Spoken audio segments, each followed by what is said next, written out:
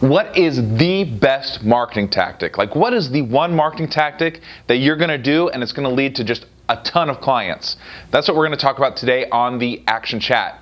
This is the show where we come together every day to talk about building wildly successful businesses. And the business I'm focused on is yours. So make sure you like and make sure you comment. We'll take your comments here on the show.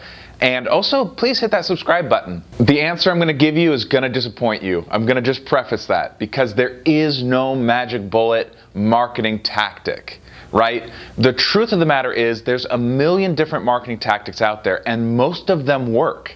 That's why we know about them, is because they actually work. The real question is you need to focus on just a few so that you actually get traction in them. See, marketing is a lot like digging a well. When you dig a well, you don't dig a bunch of small holes around your yard. You dig one hole very deep.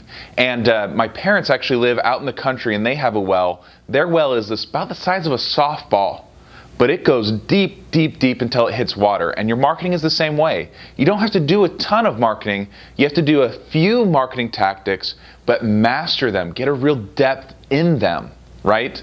Now, that being said, I do also want to give you some tips into what kind of marketing you should be doing, because there are main focus tactics that are long-term.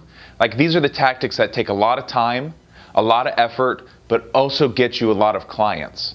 There's short-term tactics, and these are ones that don't take as much time, but they also don't get as many clients, right? Those are more supporting focuses.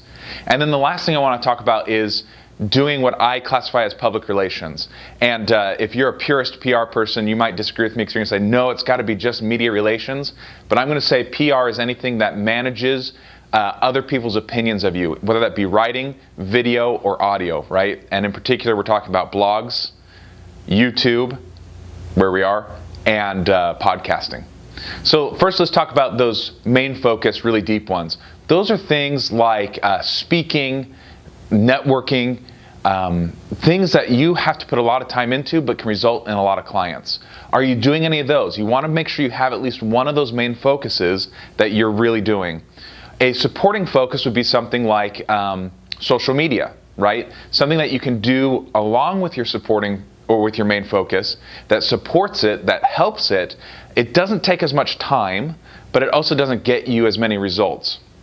There are some exceptions in there. These are not hard and fast rules because I would argue LinkedIn and Facebook could both be main focuses, but we're kind of getting in the weeds with that.